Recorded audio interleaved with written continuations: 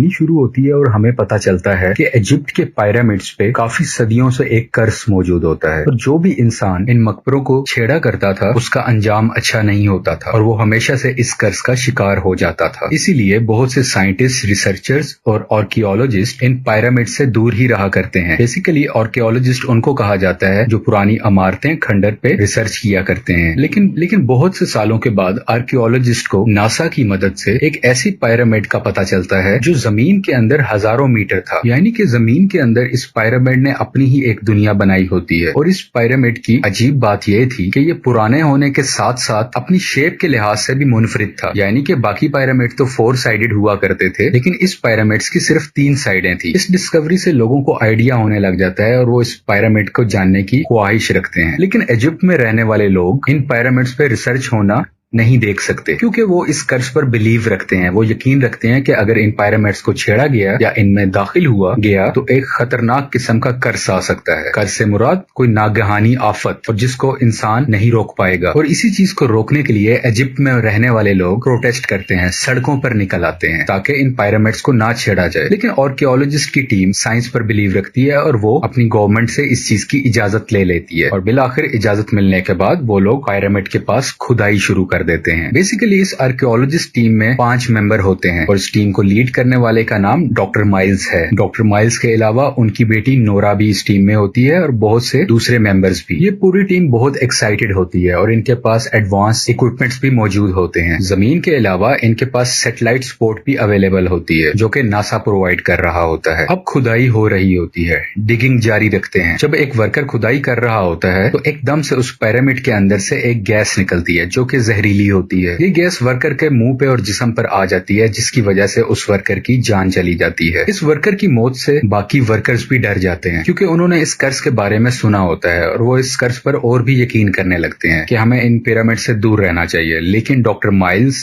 Nora और उनकी team क्योंकि साइंस पर बिलीव करती है और वो ऐसी मिथ्स पर बिलीव नहीं करते और डॉक्टर माइल्स इस काम को आगे बढ़ाना चाहते हैं। लेकिन दूसरी तरफ इस वर्कर की मौत से प्रोटेस्टर और भी ज्यादा प्रोटेस्ट करने लग जाते हैं। वो कहते हैं ये तो अभी शुरुआत है। ये प्रोटेस्टर्स किसी तरह भी इस काम को रुकवाना चाहते हैं और जिस तरह से ये प्रोटेस्ट हो रहा होता है सिविल वॉर होने का खतरा महसूस किया जाता है। दूसरी तरफ अमेरिकन गवर्नमेंट के एक रिप्रेजेंटेटिव डॉक्टर माइल्स से ऑनलाइन बात कर रहे होते हैं। सीनियर डॉक्टर माइल्स को कहते हैं कि आपको काम बंद करना चाहिए और वापस आ जाएं अपने मुल्क क्योंकि अगर ऐसा चलता रहा तो इजिप्ट की गवर्नमेंट हमारा साथ नहीं देगी और जबरदस्ती काम बंद करवा देगी। तो बेहतर है हम खुद ही काम बंद करें और वापस आ जाएं। ये सब सुनकर डॉक्टर माइल्स और उनकी टीम को बहुत बुरा लगता है क्योंकि उन्होंने एक एफर्ट की होती है, एक प्लान बनाया होता है और दरमियान में छोड़ना इनके लिए कोई सेंसिबिलिटी नहीं बनती। खैर फैसला ये होता है कि हम इस काम को बंद करेंगे और वापस जाएंगे। लेकिन दूसरी तरफ हम देखते हैं डॉक्टर माइल्स की बेटी नोरा इस काम को नहीं छोड़ना चाहती। वो चाहती है कि इस रिसर्च को मुकम्मल किया जाए और किस तरह बाकी टीम को कन्विंस कर लेती है, राजी कर लेती है कि हमें कम से कम पिरामिड के अंदर जाके देखना तो चाहिए कि ये बाकी पिरामिड से डिफरेंट कैसे है, क्यों ये 3 शेप्स का है और क्यों ये इतना अंदर जमीन के अंदर फैला हुआ है। कम से कम हमें अंदर जाके देखना तो चाहिए और इसकी टीम किसी तरह राजी हो जाती है। अब इस चीज को एक्सप्लोर करने के लिए ये एक रोबोटिक कार इस पिरामिड के अंदर भेजते हैं ताकि फाइंड आउट कर सकें कि ये कैसे अलग है। जब ये रोबोटिक कार पिरामिड के अंदर जा रही होती है तो हम देखते हैं कि वाकई ये पिरामिड दूसरे पिरामिड से काफी अलग है, जैसे कि इसको किसी खास मकसद के लिए बनाया गया हो। ये रोबोटिक कार आगे बढ़ रही होती है कि एकदम से इस पे कोई चीज हमला कर देती है जिसकी वजह से इनकी कैमरा फीड खत्म हो जाती है, यानी कि कैमरा कनेक्शन खत्म हो जाता है। अब ये नहीं देख पाते कि अंदर क्या हुआ। बाहर ये सब इस बात का अंदाजा लगाते हैं कि शायद कोई कुत्ता या कोई जानवर होगा जो किसी तरह इस पिरामिड के अंदर चला गया होगा और उसने हमारी रोबोटिक कार पर हमला कर दिया जिसकी वजह से हमारा कैमरा डिस्कनेक्ट हो चुका है। बेसिकली ये रोबोटिक कार नासा की तरफ से इनको दी गई थी जो कि बहुत एक्सपेंसिव था। अब ये लोग ये नहीं चाहते थे कि इस रोबोटिक कार को अंदर ही रख दिया जाए, इसको वो वापस लेके जाना चाहते थे और मजीद एक्सप्लोर भी करना चाहते थे। लेकिन इनके पास वक्त बहुत कम था क्योंकि गवर्नमेंट ने इन पर पाबंदी लगा दी थी और हम साथ देखते हैं कि मिलिट्री भी यहाँ पर मौजूद होती है और मिलिट्री इन साइंटिस्ट पर पहरा दे रही होती है, यानी कि नजर बना के रखी होती है कि ये कुछ उल्टा सीधा काम ना करें और वापस चले जाएं। लेकिन ये सब प्लान करते हैं कि मिलिट्री से छुपकर हम उस पिरामिड के अंदर दाखिल होंगे और अपनी रोबोटिक कार को वापस लेकर आएंगे। ये सब अंदर जाने की तैयारी करते हैं। अब ये अंदर जाने की तैयारी करते हैं जिसका मतलब है कि अगर इनके साथ कुछ हुआ तो बाहर मौजूद किसी शख्स को पता नहीं चलेगा कि ये लोग कहाँ गए। अंदर जाने से पहले ये एक बारीक वायर को एक स्टिक के साथ बांध देते हैं और अपने साथ इस वायर को लेके जाते हैं। बेसिकली इनका मकसद होता है कि वापसी पर आते हुए हम रास्ता भूल ना जाएं और इस वायर के जरिए हमें वापसी का रास्ता आसानी से मिल सके। अब ये सब अंदर दाखिल हो जाते हैं।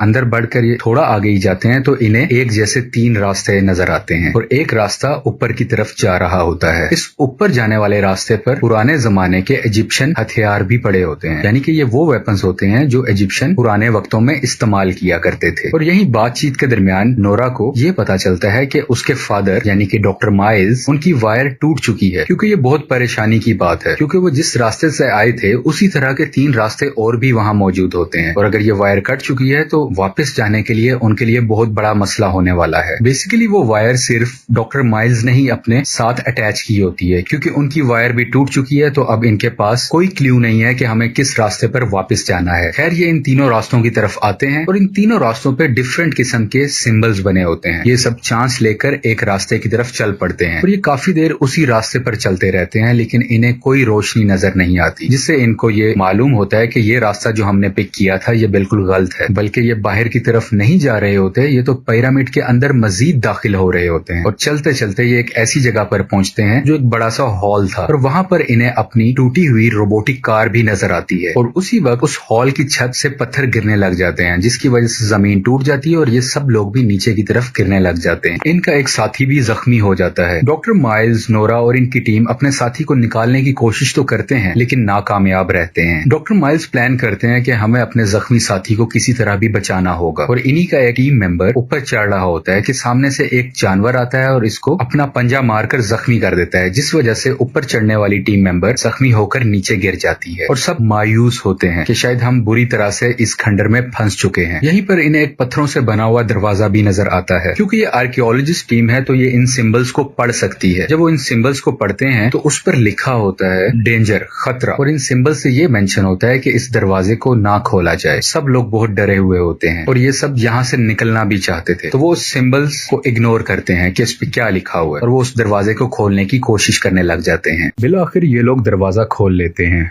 और ये आगे की तरफ बढ़ते हैं। इन्हें कुछ आवाजें सुनाई देती हैं जो कि उन्हीं सोल्जर्स की होती हैं, उसी मिलिट्री की होती हैं जो इन पर नजर रखे हुए थी। जब इन सोल्जर्स को पता चला था कि ये रिसर्च टीम इस पिरामिड के अंदर आ चुकी है तो इनको वापस लेने के लिए ये लोग अंदर आए होते हैं। ये इन्हीं की आवाजें होती हैं और उसी वक्त ये टीम अपने उस जख्मी साथी की चीख सुनते हैं। उसको देखने के लिए जब ये वापस आते हैं तो उनका वही जख्मी साथी जिसका नाम माइकल है वो वहां से गायब होता है। उसके खून के निशानात होते हैं और उसको कोई चीज घसीट कर ले गई थी, जिसके खून के निशान जमीन पर नजर आ रहे हैं। इस चीज को देखते हुए डॉक्टर माइल्स और नोरा दोनों परेशान हो जाते हैं। इन्हें कुछ अंदाजा नहीं होता कि ये सब क्या हो रहा है। इन्हीं रिसर्चर्स की टीम में से एक साथी डॉक्टर माइल्स और नोरा से लड़ने लग जाते हैं कि तुम किस तरह के डॉक्टर हो, आर्कियोलॉजिस्ट हो, जो हमें इस पिरामिड से निकाल नहीं सकते हो। लेकिन रियलिटी तो ये थी कि ये पिरामिड बहुत ही कॉम्प्लिकेटेड था, जहां से बाहर जाना आसान नहीं था। खैर निकलने की कोशिश में इन्हें एक छोटी सी टनल नजर आती है जहां से ये लोग निकलने की कोशिश कर रहे होते हैं। ये अभी जा ही रहे होते हैं तो इन पर एक जानवर अटैक कर देता है जो कि एक जंगली बिल्ली की तरह दिखता होता है और काफी मुश्किल के बाद उस छोटी टनल से ये सब लोग निकल आते हैं। जैसे ही ये टनल से बाहर आते हैं तो वहां पे एक सोल्जर मौजूद होता है। उन्हीं सोल्जर में से ये वो होता है जो इनको रोकने के लिए ड्यूटी पर होते हैं